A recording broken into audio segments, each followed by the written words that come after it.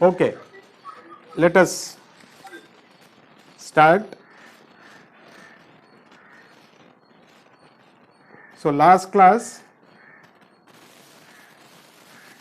we were in verse number one moment.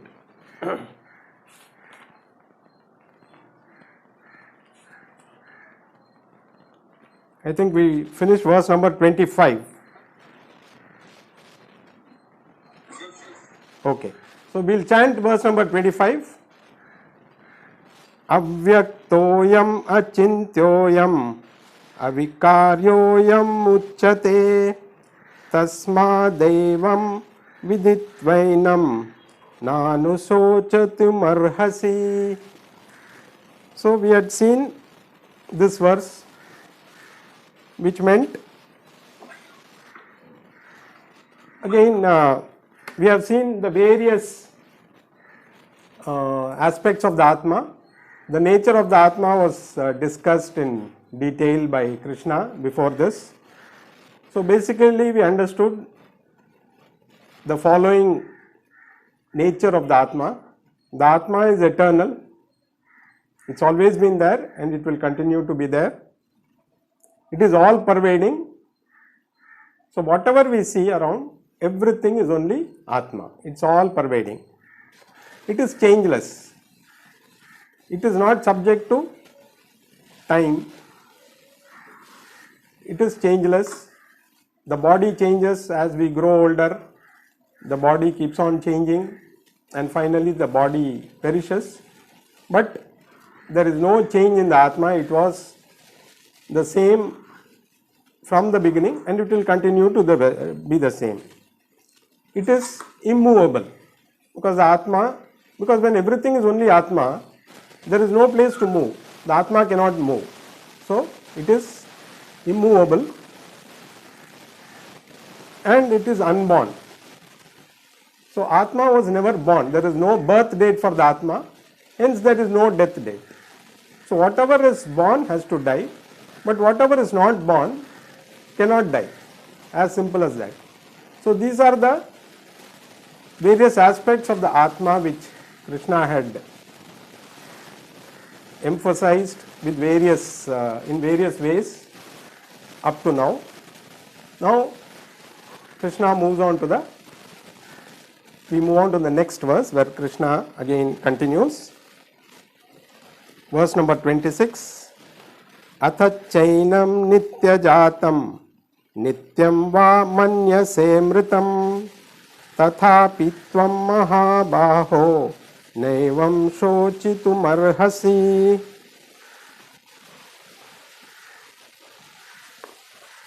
Now Krishna gives another point of view. He says, suppose all this talk about the Atma, suppose you don't believe. I can't understand the Atma.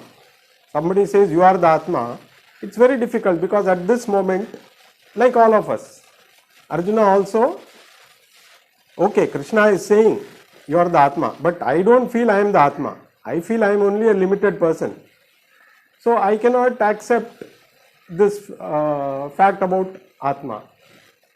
So what do you do then? Then Krishna says, even if you take this Atma to be subject to birth and death, even then you need not have to grieve. Even if you don't think this Atma is eternal, this Atma is imperishable and you are that Atma, if you feel you are only the body, even then there is nothing to fear, nothing to grieve, so to say. Because there are different philosophies which don't believe in the Atma. There are some philosophies which say that there is a separate Atma in each individual. So they believe in Atma, but they believe that Atma in each individual is different and when the individual dies, the Atma also dies. So there are certain schools of thought which believe in that. There are other schools of thought which think it's only the body. As long as the body exists, you exist. After that, once the body perishes, you don't continue to exist. So this philosophy also is followed by many people. That's why they don't believe in any, since they believe you end with the body, there is no afterlife. So there is no need to do any shraddham, there is no need to follow any kind of religious discipline, because there is nothing to, you enjoy life, live as long as your body exists, and then that's it. The body dies and you no longer exist. Even if you feel that way, there is still nothing. So if you feel you are going to survive only as long as this body is there, then what is there to grieve? Because once the body goes, you are gone, that's all. You don't continue to exist. So there is nothing to grieve about it. And if you think that Atma is also dying all the time and there is a new Atma coming, then also there is nothing to grieve. So Krishna says, okay, I have elaborately told you about the nature of the Atma, but you don't believe that you are that Atma, and you don't believe that an Atma which exists, which is eternal, then also there is nothing to grieve. Why and how, he is going to explain in the next verse, which we will read now.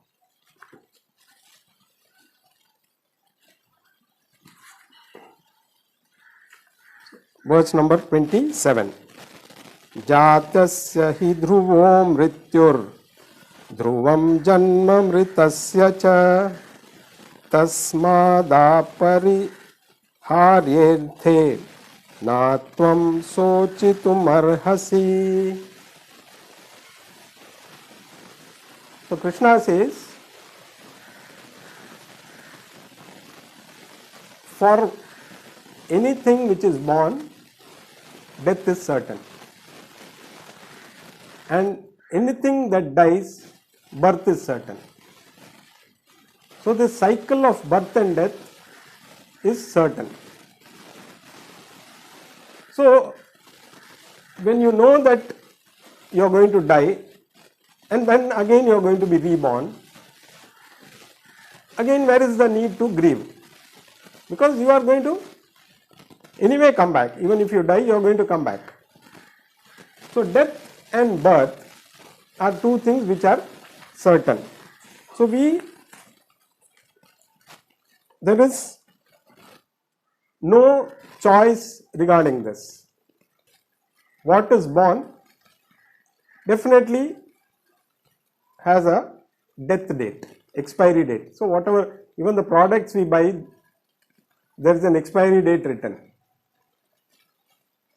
So the body also has got an expiry date. Only thing we don't know about it. It could be the next moment, or it could be the next 40 years, or somebody may live more than 100. But expiry date is there. We are not able to at this moment know what is the expiry date. So there is a continuous process going on, birth and death. Now, is there any choice regarding the birth and death? We have no choice. Birth happens. Did you choose to be born? We didn't have any choice regarding to the birth. Did you choose to be born in a particular place, particular parents, particular country? No. But there is some reason behind that also, which we need to understand. Though we say there is no choice regarding birth, it all depends on our karma. So your karma decides when you are going to be reborn, where you are going to be born, what parents you are going to be born to, all this is decided by your karma.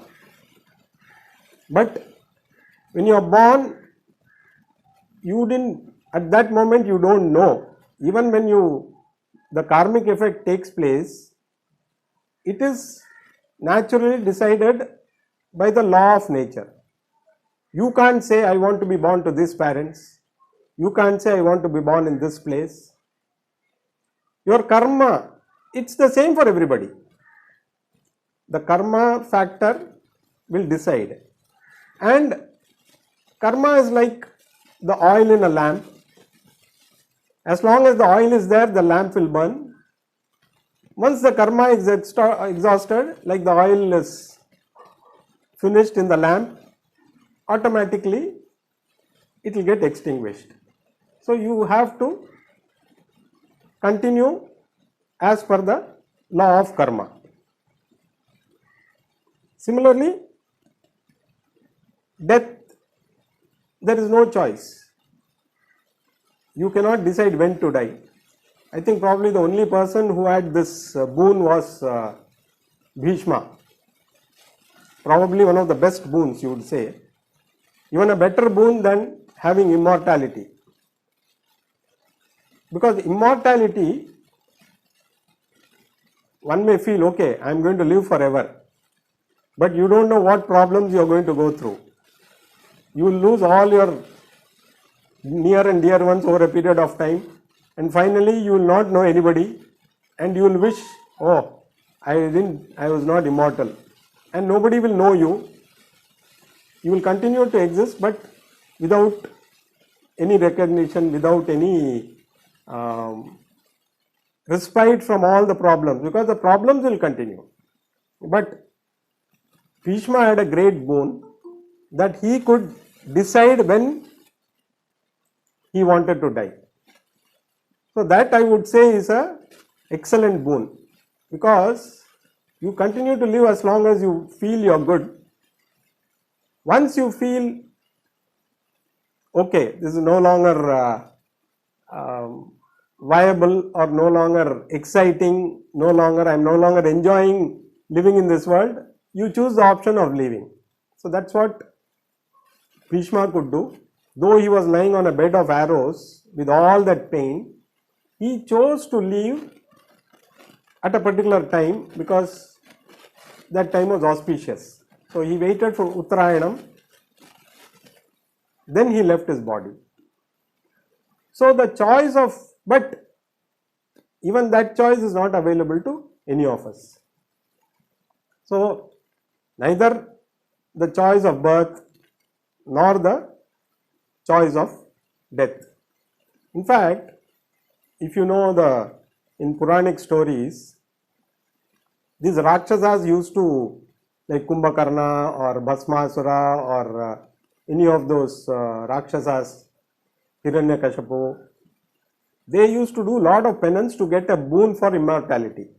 So they used to do extreme tapas, and finally normally we find either Lord Shiva or Brahma are the ones whom they meditate upon, and finally they ask for a boon. First they will ask for immortality, which the Lord will say that is not possible, but you can ask any other boon. So they will ask a boon where they feel they are invincible.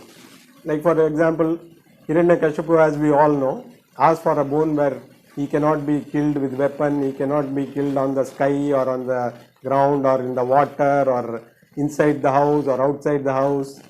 He thought he had covered all the points, but the Lord knows the loopholes. So that's why he granted, okay, enjoy. You've asked for a boon, I am giving it, enjoy the boon. So again, it is just to prove that with all that you cannot escape death. So even the avatars, whether it was Rama or Krishna, they also left their body. It is not that they were immortal. They are immortal in the sense that we remember them for their deeds and pray to them, but physically they are not available. So they also had to leave the body. So death and birth are inevitable. So every situation, in fact, if you look at life, most of the situations are choiceless. Right, like I said, from birth, you don't know where you are going to be born, when you are going to be born. Choiceless. The past is choiceless. You cannot go back and change the past. The present is also equally choiceless. What is present? At this moment, we are all here. We cannot change that. We can choose to move away. But at this moment, whatever is there, that is the present. That's why it's called the present. Then future also, we may have some options. We may have a choice for future. In future we may decide, okay, I am going to do this.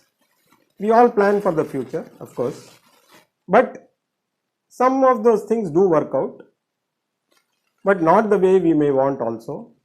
For example, we may plan to have dosa in the evening. So we are planning, okay, everything is available. So when you are ready to eat the dosa, somebody comes and then you have to go out in a hurry.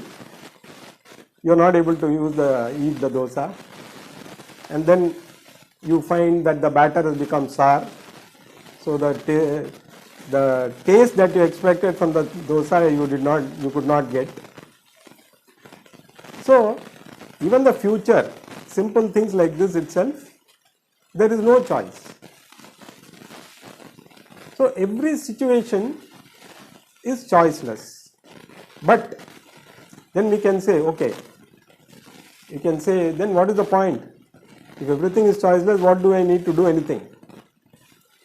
Whatever you do at this moment, you have a choice. You cannot alter the past because already it is done and dusted. You cannot reverse the past. But what you do now definitely is going to have an impact in the future. So if you look at all our problems, if we look at in detail, some problems can be solved with some effort. So even our fate, you say, okay, my fate is sealed. There are certain pariharam, as we call, for changing the fate partially. You can reduce the impact. So you understand that you have a certain problem.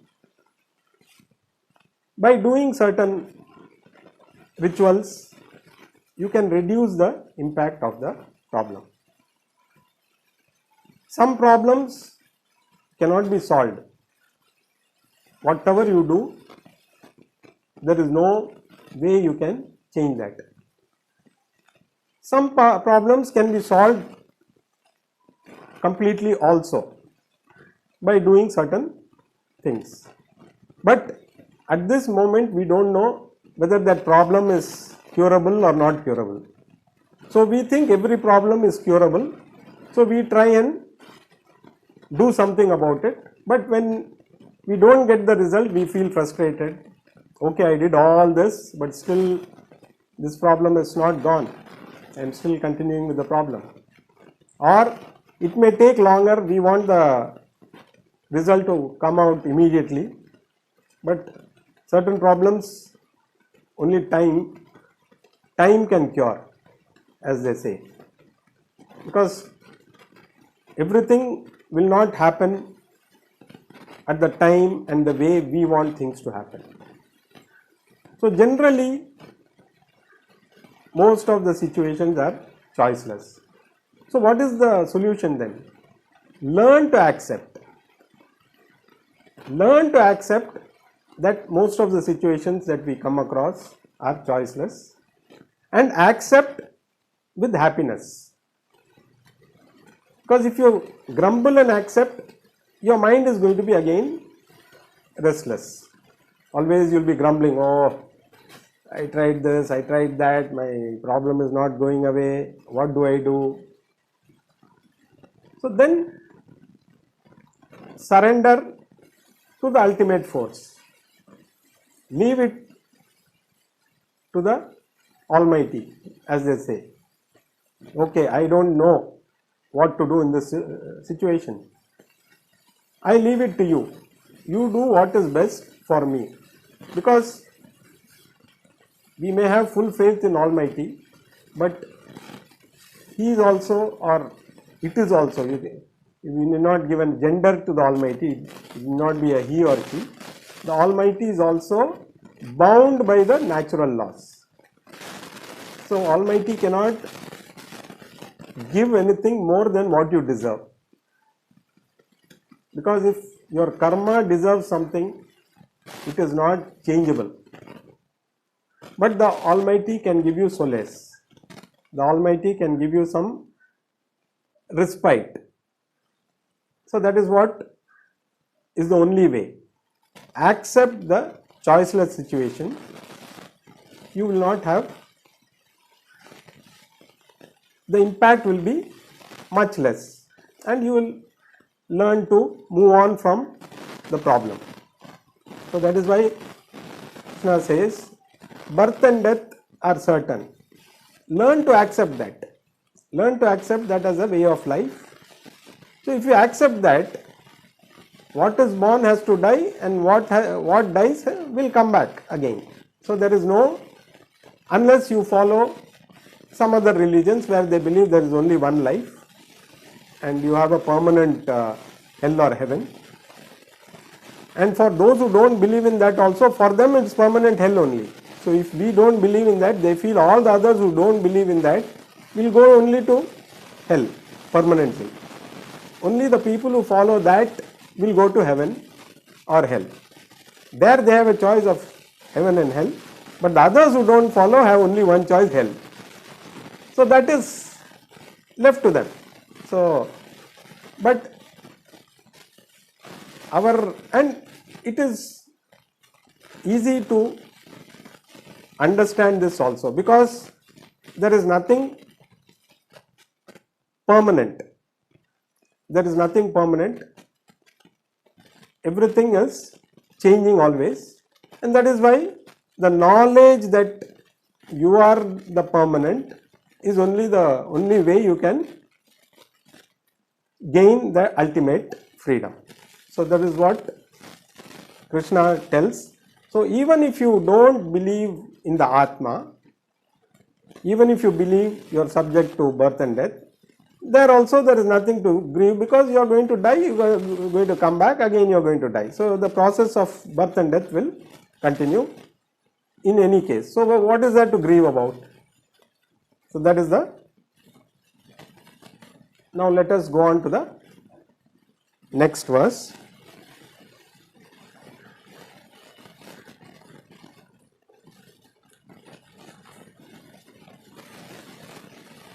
Verse number 28.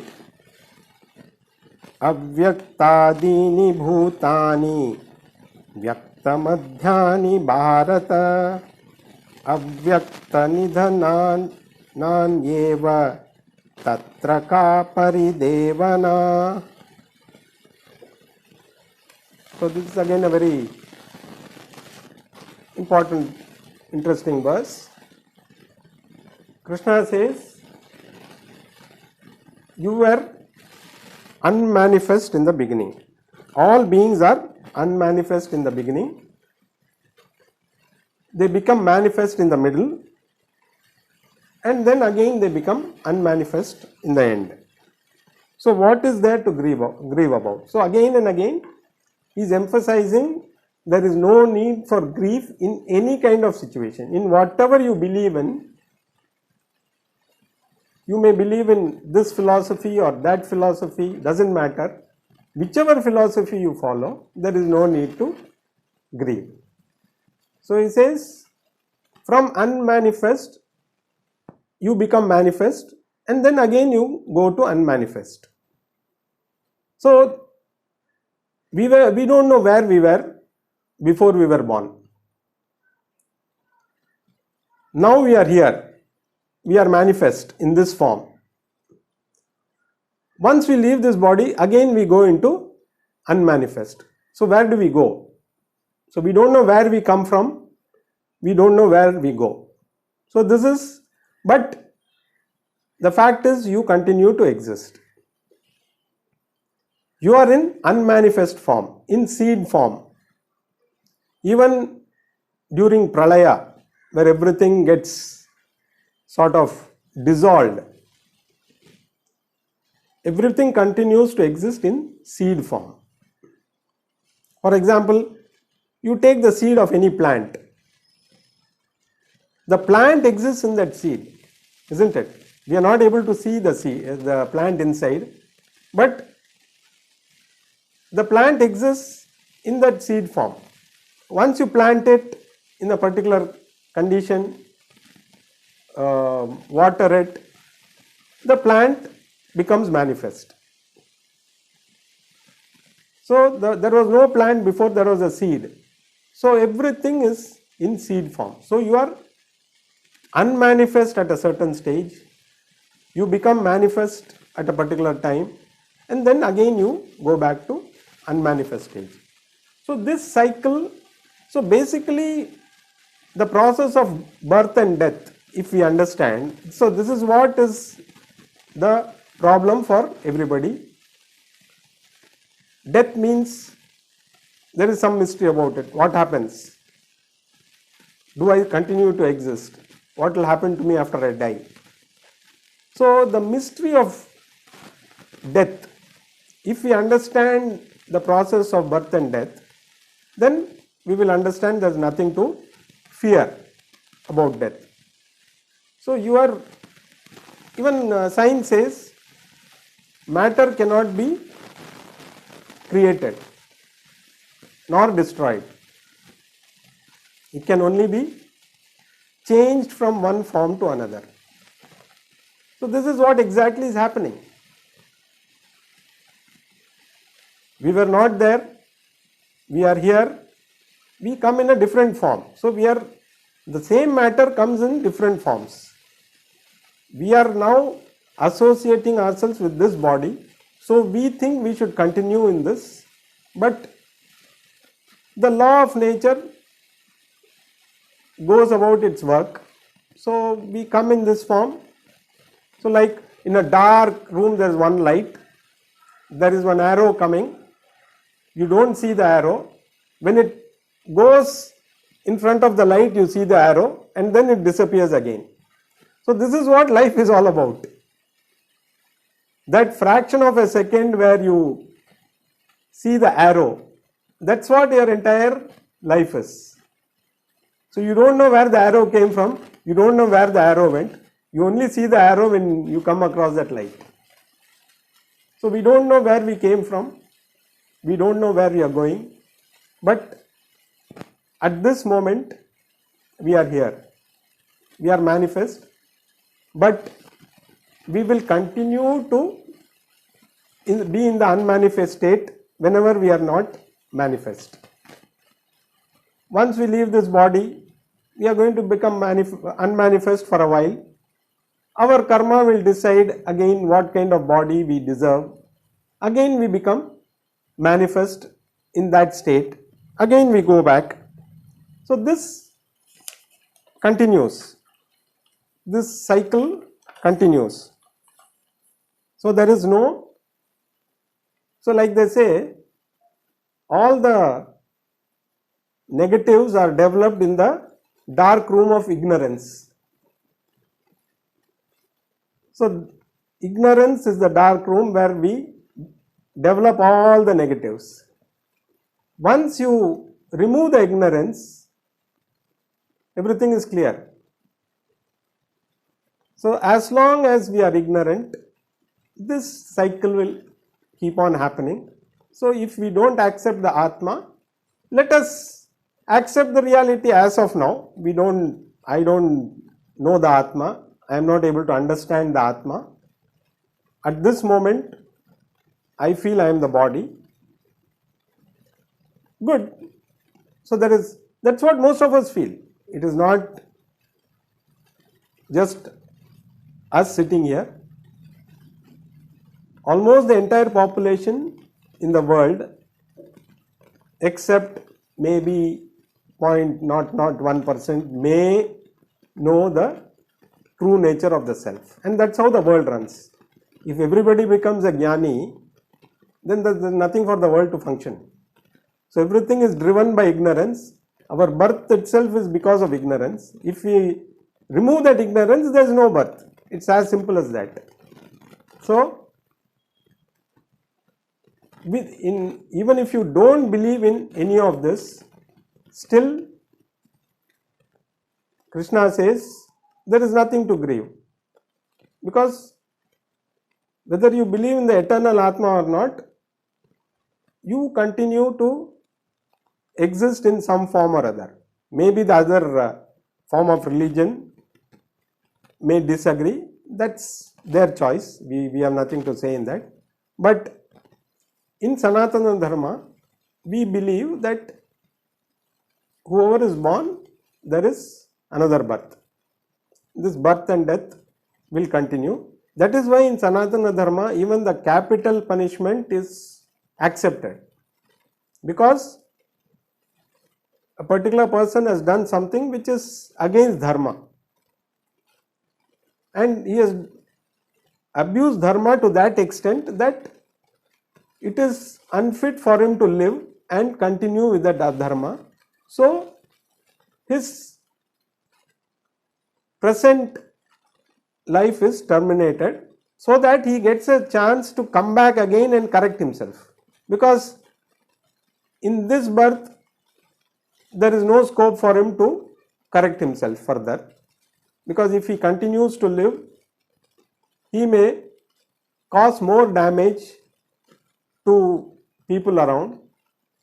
So it is better that he is eliminated, but he can come back. There is a opportunity for him to come back in the next birth and correct whatever he had done for which he was given capital punishment. So in Sanatana Dharma, even capital punishment is accepted because of this fact. Only when you think that life ends with this body, either you say, okay, let me enjoy, do whatever I feel like, anyway I am going to die, or you have some kind of fear that after death you go and you rot in hell forever, so you don't know what all you have done. So all this is there in some other beliefs. So for us, since we follow Sanatana Dharma, whatever Krishna says, it makes sense to us, because getting rebirth is part of the process. So none of us say there is, of course, many of us, even following Sanatana Dharma, we have moved away from our, so to say, dharma, where we question everything which is as per modern science, which requires proof. So we believe if we go strictly by what modern science says and have to provide proof for everything, then it is difficult. But before the advent of modern science, it was acceptable. It was accepted. It was because it is natural. You die, you take a rebirth. So there is nothing unnatural about it. There is nothing surprising about it. So we used to accept that. But modern science, since we have been used to modern science exposed to modern science, it has its own advantages, but modern science needs proof. So in fact, even for rebirth, there are many instances. That is why law of nature also gives some examples just for us to understand this process. So there are few people who have remembered their past lives, and it has been verified they claim they were born in a particular place, and when they go to that place they identify everything. So definitely there are instances where it can be proved, but in our Sanatana Dharma we accept that as a fact. We don't need any proof. So proof, if required, also is available in certain cases, because that is just to satisfy people who need proof. There are certain instances where people have remembered their past lives, but most of the population, or almost the entire population, doesn't have memory of their past lives, which is good in fact. Otherwise life may become very miserable. So it is better to be oblivious of the past, so at least we are not driven by the actions of the past. We can confidently do what we want to do now. So we will continue in the next class.